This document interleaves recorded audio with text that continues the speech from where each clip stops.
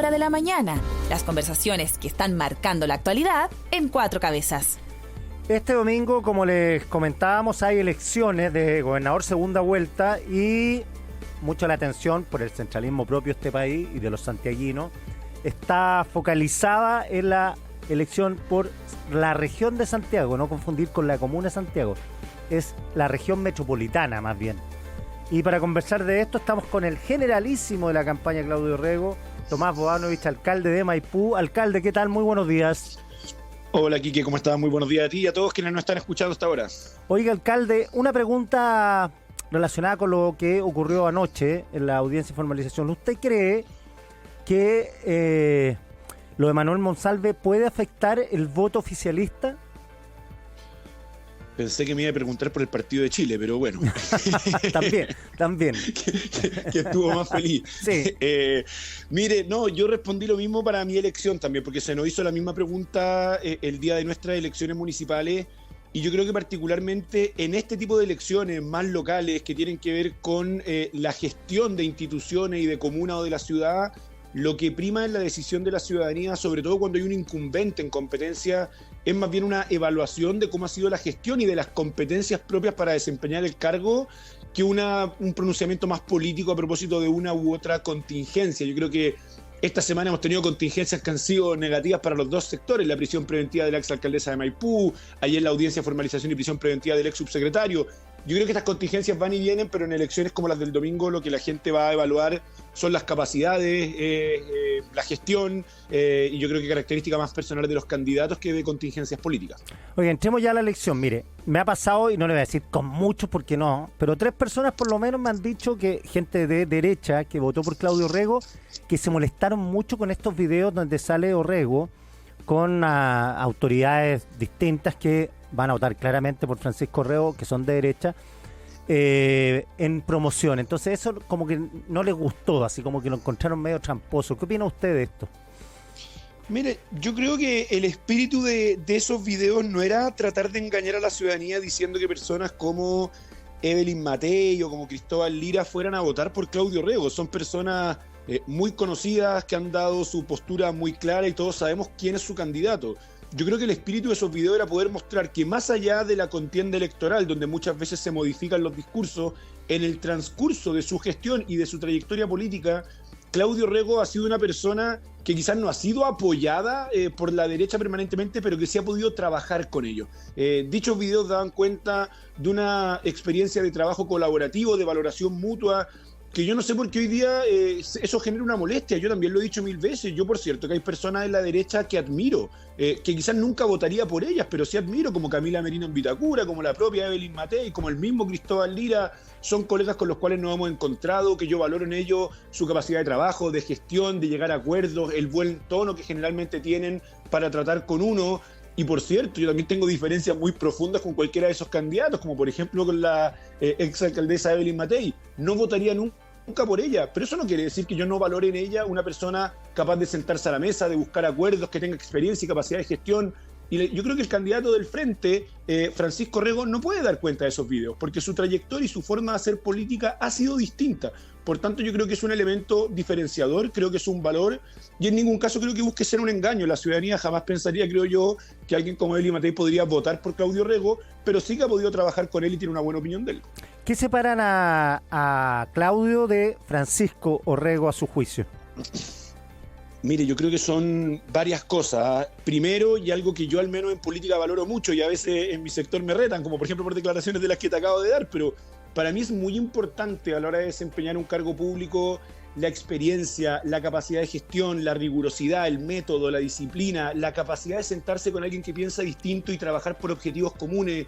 Y eso yo creo que es un principal elemento diferenciador, el primero. O sea, tenemos una persona que está altamente preparada, que tiene experiencia, que ha demostrado una capacidad de gestión, versus una persona que no quiero decir que no las tiene, pero al menos no las ha demostrado en la esfera pública y no podemos dar cuenta de aquello. Y lo segundo, que para mí es más importante, y creo que acá hay un poco una tesis en juego sobre qué tipo de liderazgo estamos propiciando como sociedad chilena a propósito de los distintos fenómenos mundiales, es si queremos optar por liderazgos más virulentos, descalificadores, que tratan de avivar muchas veces a su propia trinchera, pero tienen poca capacidad de reconocer bondad en el adversario, que es el liderazgo, creo yo, de Francisco Rego, y liderazgos un poco más convocantes, transversales, del diálogo, del buen trato, de entender que más allá de las diferencias que existen en una sociedad, somos parte de un mismo país, tenemos que empujar objetivos comunes, que es un tipo de liderazgo que a mí también me resulta mucho más cómodo, y yo creo que también le resulta mucho más cómodo a gran parte de la derecha, que hoy día se ven notoriamente incómodos teniendo que apoyar a un candidato que traiciona un valor que yo creo que es transversalmente necesario en política. Oiga, ¿no es paradójico que ustedes argumenten en la candidatura a Orrego la falta de experiencia de Francisco Orrego cuando ustedes también partieron bien jóvenes en la política? Usted tampoco tenía experiencia cuando salió electo alcalde, tenía, digo, experiencia política mayor. Y bueno, ¿para qué decir el presidente? Que incluso la mamá del presidente dijo que Boric nunca pensó que iba a ser presidente, tan luego, digo. ¿No es una paradoja eso? No, yo creo que hay distintos niveles de preparación para distintos cargos. Yo creo que comparar la carrera que tenía, por ejemplo, en nuestro presidente Gabriel Boric con la que actualmente tiene Francisco Orrego, no sé si da mucho lugar. El presidente Gabriel Boric había tenido una dirigente estudiantil bastante notoria, había arrastrado 2 periodos parlamentarios, había sido capaz de conformar un partido político y una coalición, había sido capaz de empujar uno de los acuerdos más importantes desde el retorno a la democracia, que fue el que abrió el plebiscito constituyente. Es decir, había una experiencia y una trayectoria política bastante más acabada, creo yo, que la que tiene el candidato a gobernador de la derecha en la región metropolitana, pero aún así yo sí creo que frente a algunos desafíos, parte importante de la responsabilidad, del amor a la patria y del sentido del deber, es asumir cuando uno está preparado o no está preparado para ciertas obligaciones. Y por ejemplo, yo lo llevo a un caso bien personal, se ha rumoreado o hablado mucho o especulado de la posibilidad de que yo sea candidato presidencial. Y yo he sido muy tajante en reconocer que creo no tener la experiencia, no tener las competencias todavía, no tener la capacidad de gestión necesaria, y creo que eso también habla de el deber, de la madurez, del sentido de responsabilidad y del amor que uno tiene por su país, no solo asumir todas las batallas que te pongan al frente, sino que también ser capaz de decir que no cuando uno sabe y es consciente que no tiene la preparación y la experiencia. Y a mí me cuesta creer, puede que haya quizás parte de la experiencia o de la hoja de vida que yo no conozca, pero liderar una institución como el gobierno regional, con los presupuestos que manejan, con la complejidad de funcionamiento que tiene dicha institución del Estado, con la necesidad de trabajar articuladamente con 52 alcaldes y alcaldesas, me cuesta creer que haya una experiencia que pueda ser puesta a disposición de la ciudadanía para decir, oye, ahí hay un candidato que sí tiene las capacidades o la experiencia, versus Claudio Orrego, que yo creo que todos conocemos su trayectoria, todos sabemos lo buen gestor público que es, todos conocemos su capacidad de trabajar transversalmente, que hoy día se lo quiera disfrazar un poco como el candidato de la extrema izquierda. Ese es un truco que viene de la campaña de Elwin, que ocurrió con Frey, que ocurrió con Lago.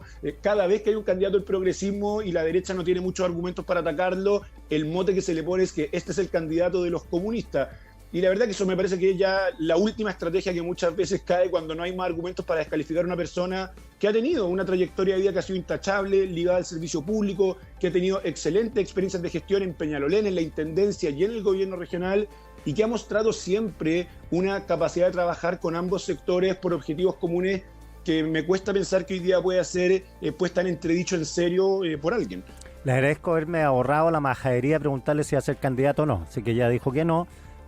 Pasemos a la candidatura potencial de Claudio Orrego a presidente. Salió en la última encuesta, CADEM, que es el mejor valorado como posible presidencial, sacándolo a usted y a Bachelet del escenario como el mejor candidato de la izquierda. ¿Usted cree que Orrego gana la gobernación, queda en la pole position a ser presidente o no?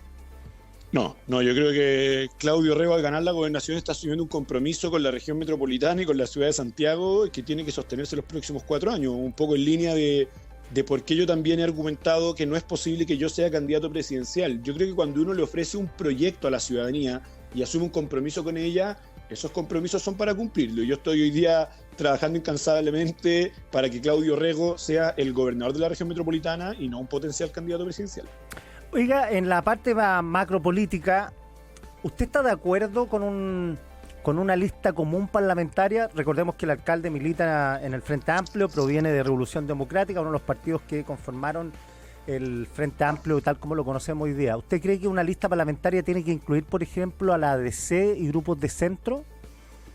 Sí, yo creo que es absolutamente necesario, y no solamente por el cálculo electoral bajo el actual sistema de que claramente una lista de unidad permitiría a los sectores progresistas del centro a la izquierda tener mayor presencia en el Congreso para poder empujar los cambios que a nuestro juicio el país necesita. Yo creo que en general, en el mundo que estamos viviendo, con las polarizaciones que existen, con los debates que están entrando en cuestionamiento, es muy importante que todos quienes creemos en la democracia, en el respeto al Estado de Derecho, a las instituciones, a la colaboración internacional, al combate a la crisis climática, al resguardo de los derechos humanos, ya cosas que quizás hace 10 años podrían parecer muy básicas, pero hoy día están en cuestionamiento. Es importante que podamos confluir en proyectos comunes. Yo estoy de verdad muy contento de cómo se ha dado no solo el proyecto de unificación del Frente Amplio, donde hemos logrado consolidar a varias fuerzas que estaban dispersas en un solo partido.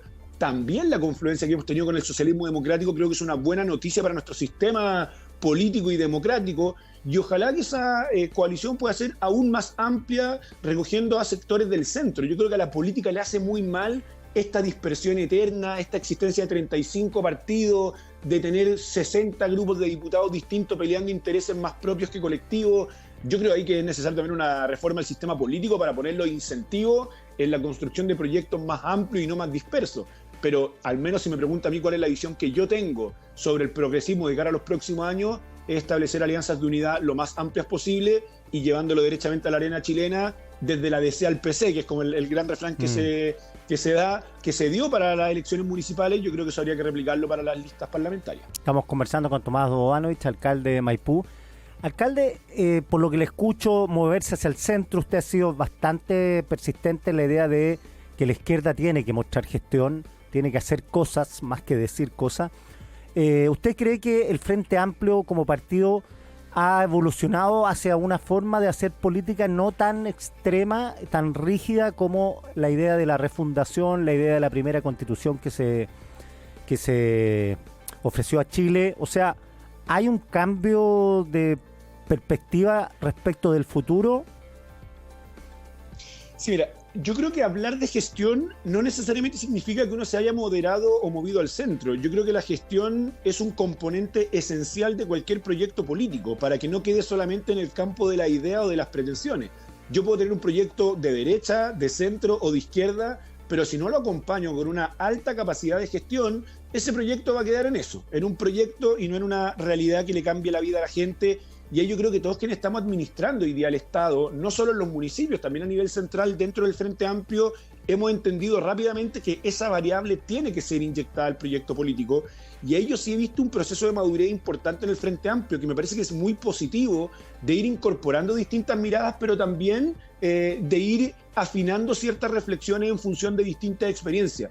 No es noticia para nadie que hace 7 años el Frente Amplio no tenía experiencia de gestión en el Estado, no estaba en los municipios, no estaba en el nivel central, y tenía una experiencia que venía mayoritariamente de la dirigencia estudiantil, de la presencia en el Parlamento, de la presencia de algunos de sus militantes en otros espacios. Yo hacía clases en un colegio, otros eran dirigentes sindicales, otros podrían haber sido académicos, otros trabajar en el mundo privado, pero el grueso de la experiencia del proyecto político estaba ligada al Parlamento, que es un espacio que por definición no requiere de grandes habilidades de gestión para empujar cambios, porque tiene otro rol, que es de discutir leyes. Hoy día creo que tenemos un proyecto político más maduro, que ha aceitado más sus reflexiones, que ha entendido la necesidad de incorporar la variable de gestión como algo esencial para generar cambio en la vida de las personas, y que también ha entendido que cuando uno quiere empujar cambio hay una necesidad de construir mayoría, de encontrarse con otros, de buscar acuerdos, de contribuir con el que piensa distinto. Y a mí me parece que hoy día el proyecto del Frente Amplio a mí me representa y me hace mucho más sentido del que quizás teníamos hace 5 años. Creo que había una evolución que ha sido bastante positiva y espero que esa se siga dando con el paso de los años. El rector, vuelve un poquito a la gobernación, porque se me había olvidado una pregunta. El rector Carlos Peña, en Tolerancia Cero el lunes, esbozó una tesis que Francisco Rego representa más al votante de la Florida, Puente Alto, Maipú, que Claudio Rego, que es más forma parte de la élite. Estoy haciendo un parafraseo. ¿Usted qué piensa de eso? Yo no creo que sea tan así. Si uno podría ver quizás, claro, las trayectorias de vida, sí, uno podría decir que la trayectoria de vida del candidato de la derecha es más similar al de la mayoría de la población. Yo creo que no es una noticia para nadie que personas como Claudio Rego, como yo mismo, provenimos de un estrato privilegiado de la sociedad. Ahora, que eso inmediatamente signifique que las personas se van a sentir más representadas en él, no creo. Yo creo que la gente, independiente de su lugar de origen o su estrato social, se siente mucho más representada en la gente que es honesta, que es trabajadora, que trata bien a los demás, que es autoexigente en la pega, que busca colaborar, que se preocupa de mejorar la vida de las personas y no está permanentemente pendiente de la trinchera política o de qué significa esto para la derecha o para la izquierda. Y yo creo que el estilo de Claudio Rego es un estilo que representa mucho más fielmente a la ciudadanía y al grueso de la ciudadanía que el de Pancho Rego. Yo creo que la mayoría de los chilenos somos personas que nos tratamos bien, que colaboramos con el que piensa distinto, que estamos más pendientes con nuestra pega de lograr objetivos que de ver cómo eso repercute en el escenario político. Y yo he estado con Claudio un montón de veces en terreno, he visto el acercamiento que tienen las personas en Maipú, es cosa de ver los números también. Claudio Rego fue muchísimo más votado que Francisco Rego en comunas como Maipú o Puente Alto. Entonces creo que es una tesis que quizás no he visto cómo el rector la desarrolla en términos completos. Me imagino que no necesariamente significa que represente mejor a la ciudadanía. Puede decir que tiene quizás una trayectoria de vida que puede ser más común con la mayoría de la ciudadanía, pero eso no necesariamente significa lograr representar a esa ciudadanía. Pueden compartir un lugar de origen, pero hay otras características que yo creo que Claudio representa mucho más fielmente de la ciudadanía y del pueblo de Chile que el candidato de la derecha. Claro, lo que pasa es que la tesis se basa en que la derecha ha exacerbado el carácter de meritócrata de Francisco Rego y tenemos, eso no se puede desmentir, tenemos un candidato como Claudio que forma parte de la ultra elite de Chile. Entonces, por eso se da esa tesis que se está conversando. Sí, pero yo lo he dicho anteriormente, yo creo que venir de arriba o venir de abajo o venir de donde uno venga no te da derecho a tratar mal a las personas, a denostar al adversario, a insultar a quien tú tienes al frente, a asumir cualquier responsabilidad sin tener experiencia o capacidades para aquello. Yo creo que en general al revés, la gente que viene de sectores más desfavorecidos tiene que luchar el doble, trata bien a los demás, se autoexige en su trabajo, ha tenido una carrera de ascenso mucho más compleja en base al mérito y no quizás a padrinos empresariales o políticos. Entonces, yo creo que la trayectoria de vida de Claudio Rego, más allá de su origen, logra representar más el sentir de la mayoría de la ciudadanía hoy día, que es bien básico lo que pide. Quiere políticos honestos, trabajadores, que se traten bien, que dejen un ratito la pelea de lado y se dediquen a trabajar por resolver los infinitos problemas que tenemos. Y a mí creo que el estilo de Claudio Rego conecta mucho mejor con lo que desea el Chile de hoy que el del otro candidato. Yo creo que a mí me toca mucho hablar en Maipú con vecinos que son de todo el espectro político y votaron por mí también muchos vecinos que son de derecha claramente en Maipú.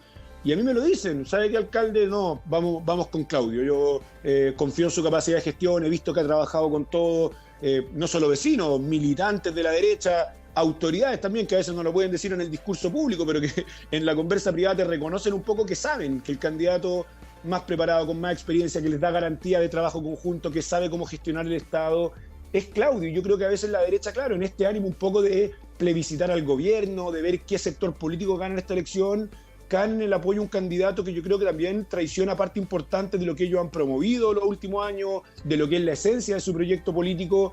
Y yo creo que ahí también están sacrificando un poco de credibilidad en las personas. Así es que yo tendería a no compartir una tesis que dice que sencillamente el lugar de origen garantiza representación en alguien. Yo creo que son otros atributos personales. A la gente no le importa tanto dónde uno nació, sino que cómo uno es, cómo uno trabaja, cómo uno se relaciona con los demás. Y ahí creo que Claudio Rego saca amplia ventaja.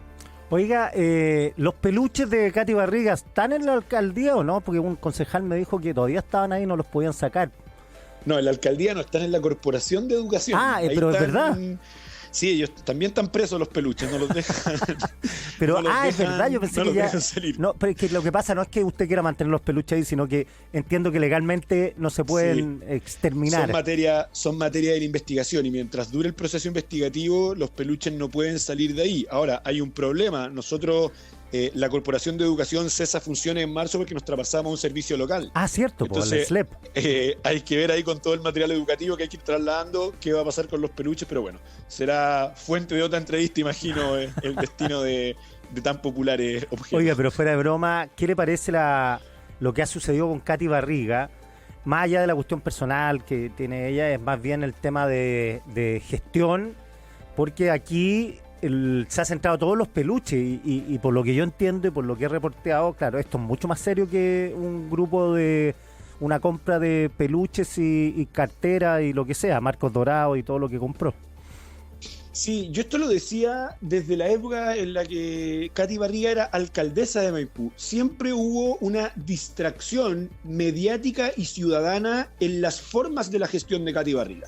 y lo que llenaba la conversación, las páginas de los diarios y los minutos en televisión, eran cosas más bien anecdóticas, como pintar un auto dorado, comprar peluche, hacer un baile en medio de la pandemia para, no sé, motivar a la gente por el COVID, como que son cosas que, claro, pueden ser bien extravagantes, bien alejadas de las formas convencionales que uno tenía relacionada a la política, pero que en estricto rigor no constituían delito. No hay nada malo en eso. No es malo que un alcalde baile, o quizás no es malo que un alcalde tenga cierta salida fuera del libreto. Eso la ciudadanía podrá juzgar si le representa o no esa forma de hacer política.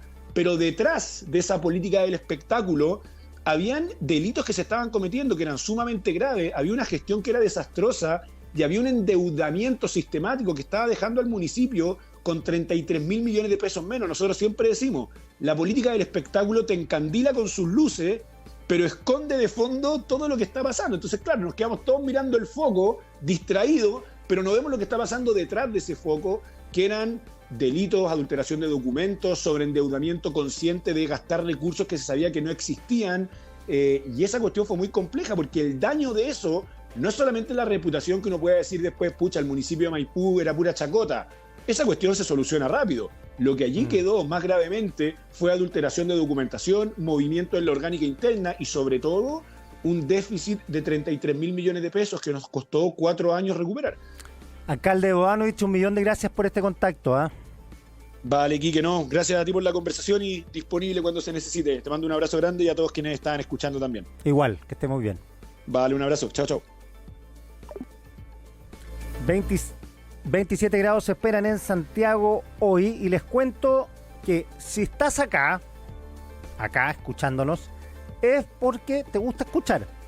Y así como escuchas radio, escuchas música, escuchas el podcast de Comparini y Balbuena, también puedes escuchar un audiolibro. En Storytel.com accedes a más de 25.000 audiolibros en español. Y te tengo una buena noticia, si te registras ahora tienes una promoción exclusiva de 14 días gratis, 2 semanas gratis. Entra a Storytel.com y prepárate para no parar de escuchar. Cabezas sin límites y con mucho que aportar. Escuchas a Quique Mujica en Cuatro Cabezas, en Radio 13C.